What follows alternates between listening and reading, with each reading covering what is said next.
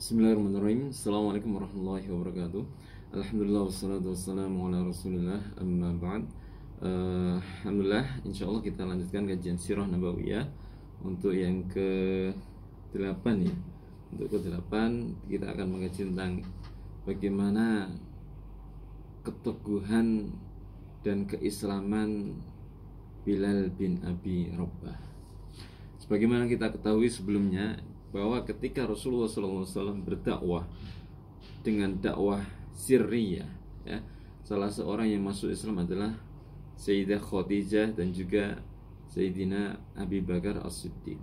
Nah, juga termasuk yang masuk Islam dan juga disebut sebagai as-sabiqunal awwalun, orang-orang yang dahulu, orang-orang yang pertama masuk Islam, itu adalah Bilal bin Abi Rabah. Siapa? Dia adalah budak berkulit hitam. Di Abu Rabah itu adalah bapaknya Bilal. Ini dari Habsyi, dari katakanlah kalau sekarang daerah Sudan atau Ethiopia, ya.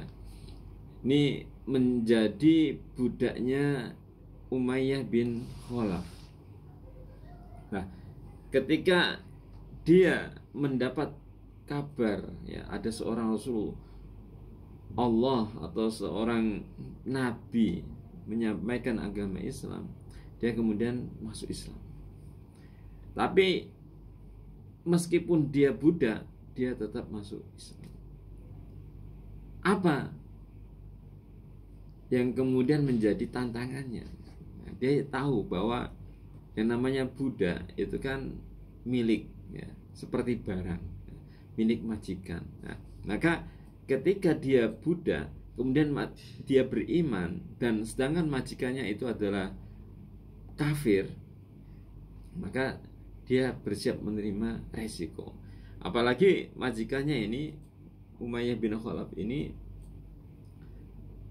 termasuk orang yang menentang dakwah Rasulullah SAW. Ya. Maka ketika tahu jika Bilal ini masuk Islam, maka langsung siksaan bertubi-tubi diarahkan kepada Bilal.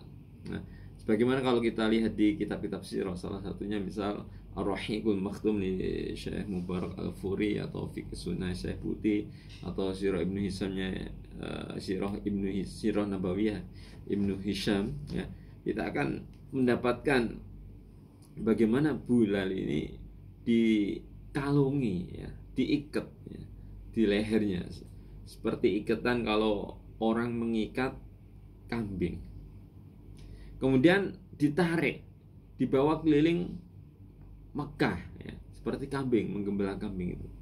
Ini luar biasa ini. Bahkan disebutkan pula fakana idza humiyatis syamsu. Jadi ketika matahari itu panas, ya. Jadi kayak kemarin musim haji yang namanya di Mekah itu bisa mencapai 40 sampai 50 derajat Celcius, ya. Yulqihi firramdo. Jadi dilempar di tanah yang lapang. Jadi tanahnya itu ya pasir gitu, ya. Jadi pasir semakin kena panas itu semakin panas, ya. Ya. Pasir semakin kena panas, ya. Kemudian ala wajhi wa dhahrihi thumma yu'maru bi sahra al-'azima. Jadi dia ditelengkukkan di tanah, di pasir gitu, ya. Kemudian ditaruh di atasnya batu besar. Bayangkan siksaan yang sangat luar biasa, ya. Fatul ala sudrihi. Jadi diletakkan di dadanya Bilal, besar, batu yang besar. Di bawah panas, alasnya itu adalah pasir panas, di bawah, di atasnya adalah batu besar yang menindih Bilal.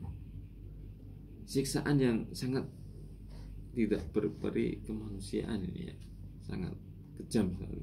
Nah, tapi apa yang dikatakan Bilal? Apakah dia menyerah? Enggak. Tapi justru dia mengatakan Allah, Allah, atau Ahad, Ahad, Ahad. Allah yang Maha Esa, Allah yang Maha Esa. Ini sebagai perlawanan bagi dia bahwa Tuhan yang disembah orang-orang kafir Quraisy, berhala-berhala yang sangat banyak, ratusan, ya, bahkan ada sampai 360 patung, gitu. Hubal atau Uzza, ya. Ini perlawanan Bilal mengatakan ahad, ahad, ahad, yang maha esa, yang maha esa, yang maha esa. Nah, disinilah Bilal justru semakin kokoh keimanan. Sebaliknya majikannya juga semakin gregetan sama Bilal. Sehingga apa? Majikannya terus semakin menyiksa. Nek kamu gak mau meninggalkan agamamu, gak meninggalkan agama Muhammad, ya, maka tidak akan saya berhenti menyiksa kamu. Tapi Amin dikatakan ahad, ahad, ahad. Ya. Maka disinilah ketika Sayyidina Abu Bakar As-Siddiq melihat Bilal itu disiksa, ya, itu kasihan. Maka kemudian menawarkan kepada Umayyah bin Khalaf, bahwa Abu Bakar mengatakan, ala tattaqillah fi hadzal miskin. Kamu gak kasihan sama orang yang kamu siksa ini, maksudnya Bilal. Anta afsadtahu wa ab'adtahu. Nah, ini gara-gara kamu ini. Jadi Umayyah itu mengatakan ini gara-gara kamu yang telah meracuni pikiran Bilal sehingga dia beriman dan telah menjauhkan Bilal dariku. Ini, nah, ini kata, ya inilah orang-orang kafir yang gak mau menerima dakwah. Tapi kata Abu Bakar, indi gulamun ala dinik aswad wa ajlan min hada u'ti kahu bihi. Jadi saya ini punya seorang budak, ya, budaknya ini lebih hitam dan lebih kuat daripada Bilal.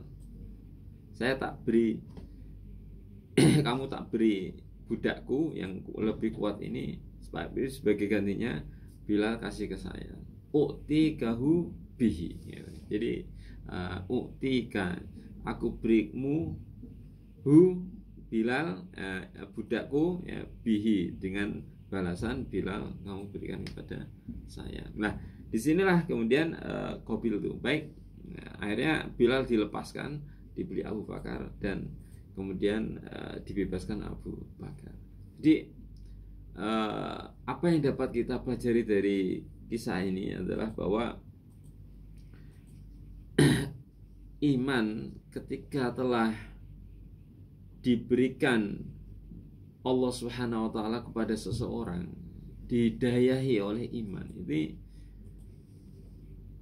maka itu adalah berarti Allah memulihkan orang tersebut, ya. Dan keimanan yang diberikan oleh Allah Subhanahu wa taala kepada Bilal, ya, ini menjadikan dia orang yang sangat kokoh, kuat dalam memegang iman ini. Meskipun seperti bara api, ya, iman. Jadi maksudnya dia itu harus disiksa, tapi karena iman, ya, ini, dan mengharap Allah Subhanahu wa taala. Jadi meskipun dia itu sebagai budak yang terkekang oleh majikan, tapi dengan iman itu dia merasa merdeka. Inilah ini indahnya dan nikmatnya Islam itu. Maka menariknya adalah Sayyidina Bilal ini termasuk orang yang dijanjikan Rasulullah di surga. Bahkan Rasulullah SAW dalam hadisnya itu menyampaikan bahwa aku mendengar terompah kaki atau terompah sandalnya Bilal di surga, ya. Terus ditanya, apa yang kamu lakukan Bilal, ya. Jadi kata Bilal, ya Rasulullah, ma adantu qattun illa sholaitu rak'ataini wa ma asabani hadasun qattun illa tawaddatu indah. Ya Rasulullah, tidaklah aku adzan, sesudahnya pasti aku sholat 2 rakaat, ya. Begitu juga ketika aku batal wudunya, ya, maka kemudian aku wudu, kemudian aku juga sholat 2 rakaat. Wa ra'aitu anna lillahi alayya rak'ataini faqala Rasulullah bihima, ya. Oh, inilah sebab kenapa Allah kemudian menjadikan kamu, ya, katakanlah suara kakimu itu udah terdengar di surga. Nah, maksudnya ini jaminan Rasulullah kepada Bilal bahwa nanti dia menjadi penghuni surga.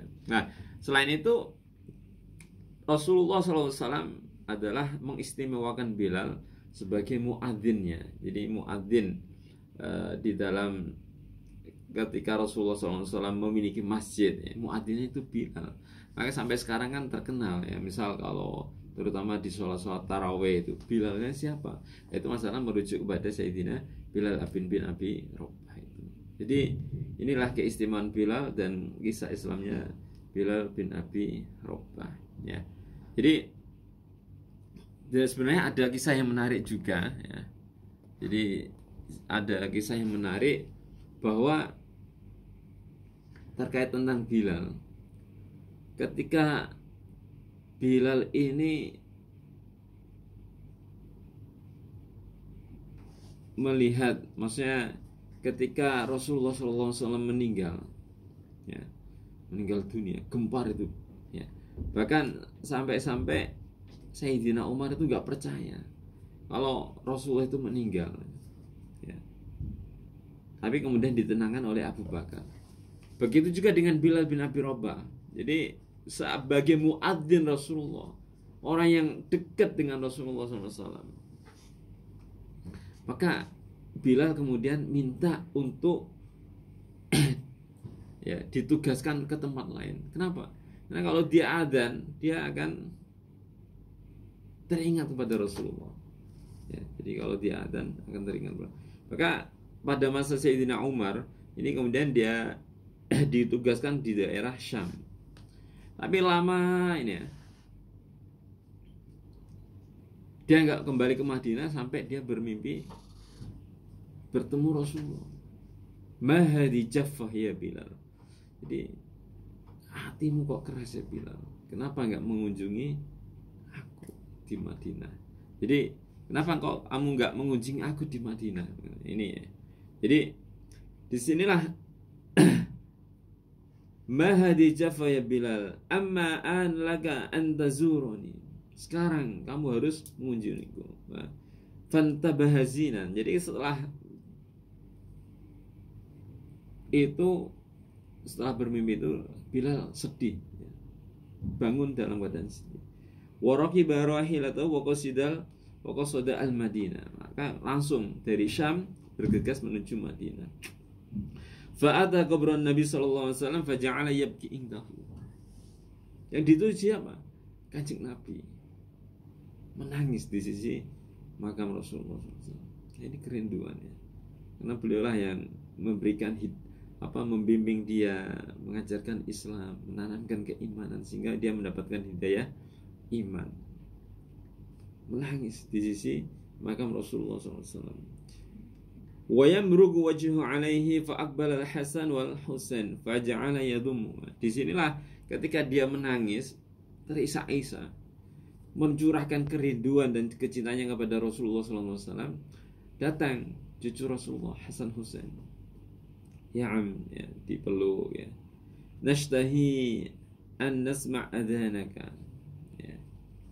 Udah waktu masuk sholat, kami ingin ya dengar adzanmu kembali. Maka adzan Bilal pun ya katakanlah sebagai takdim pada Rasulullah, ya dia adzan ya mendengar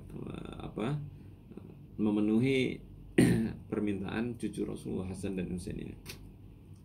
Maka ketika falamma an qala Allahu akbar irtajat al-Madinah. Jadi ketika dia baru saja mengatakan Allahu akbar, langsung getar Madinah. Bilal. Jadi suaranya langsung mengingatkan masa-masa Rasulullah saat itu. Jadi gemetar itu Bilal ya. Falamma an qala asyhadu an la ilaha illallah. Ya. Ketika dia mengatakan asyhadu an la ilaha illallah, semakin bergemetar.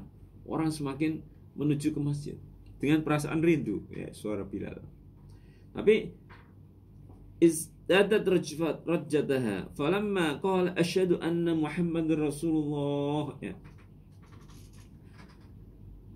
Ketika menyebut Nabi Muhammad SAW dalam syahadat ketika adzan itu, asyhadu anna Muhammadar Rasulullah, Bilal menangis dan diikuti semua tangisan penduduk Madinah yang mendengar adzan Bilal. Kenapa? Teringat orang yang sangat dicintai oleh Bilal orang yang sangat dicintai oleh para sahabat yang telah menanamkan keimanan kepada mereka, itu Rasulullah SAW.